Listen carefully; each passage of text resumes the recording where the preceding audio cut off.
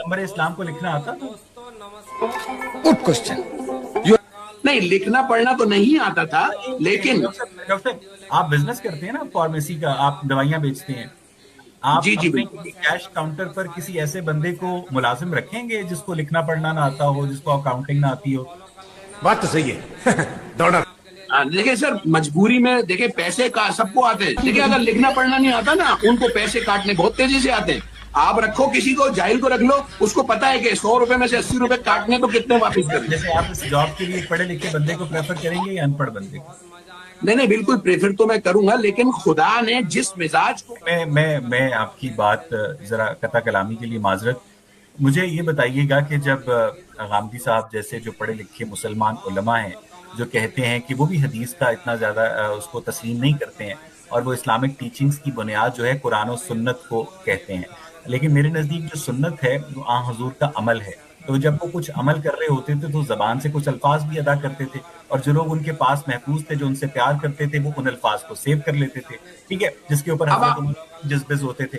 तो मुझे ये बताइए कि अगर आप अहादीस के मजमूए को डिस्कार्ड कर देंगे, ठीक है, सिर्फ और सिर्फ कुरान के ऊपर बेस करेंगे इस्लामिक टीचिंग्स को, तो इसका मतलब ये है कि आपने कुरान को उसकी बेस्ट सपोर्ट जो है, उसकी बेस्ट एलेबोरेशन से महरूम कर दिया। फिर तो अल्लाह मियाँ ठीक है ऊपर ठीक। प्लेट भी गिरा सकता था ना कुरान के। फिर तो आ हजूर की सीरत की, आ हजूर की हदीस की, उनकी सुन्नत की कोई जरूरत ही नहीं थी। तो डॉक्टर साहब, आप ये कह रहे थे कि आ हजूर सल्लल्लाहु अलैहि वसल्लम ने तमाम कुरानी तालीमात के ऊपर मिनो अमल किया, और कुरान जो है वो हर साहिब इस्तिताअत को ऊपर ज़कात फर्ज करता है।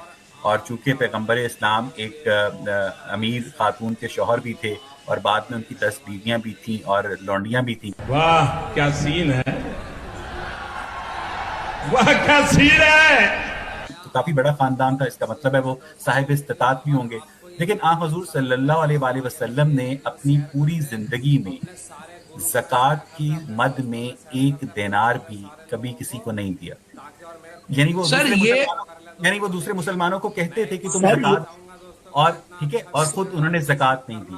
ठीक है, दूसरे मुसलमानों को कुरान कह रहा है कि तुम चार शादियां कर सकते हो, कुरान के अंदर 4 शादियों की इजाजत है। लेकिन क्या इस कुरानी हुक्म के ऊपर आ हजूर ने अमल किया? नहीं, उन्होंने 11 शादियां की। तारीख इब्ने कसीर में है कि उन्होंने 18 शादियां की। ठीक है, इसका मतलब यह है कि आ हजूर वो सब कुछ नहीं कर रहे थे जो कि कुरान में लिखा है। तो ऐसा क्यों है डॉक्टर साहब? मतलब ये होता है कि जब मुझे ये आपकी बताइए, कुफ्फार। मादनियात की बात, मक्का के लोगों की आ हजूर के साथ जंगें हुई, तो आ हजूर ने कॉपर कहाँ से एक्सट्रैक्ट किया, गोल्ड कहाँ से एक्सट्रैक्ट किया, और जो अब दीगर उस टाइम